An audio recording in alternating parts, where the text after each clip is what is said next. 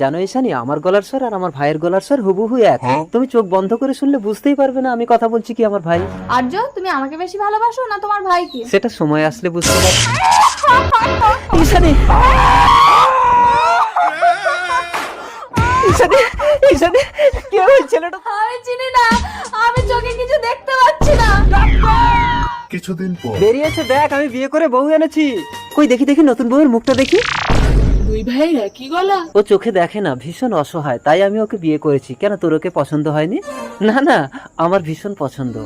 তাহলে নতুন বউয়ের মুখ দেখে কিছু দিবি না? কি বলিস, তোর জন্য আমি আমার জীবন দিতে পারি। নতুন বউয়ের মুখ দেখে আমি আমার চোখ দুটো দান করে দেবো।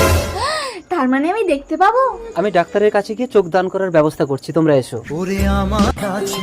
এবার আপনি আস্তে আস্তে করে চোখটা খুলুন তো। আমি তো সবকিছু দেখতে পাচ্ছি। ঈশানী, তোমাকে চোখ দান করেছে আমার দাদা। তার মানে তুমি আমাকে বিয়ে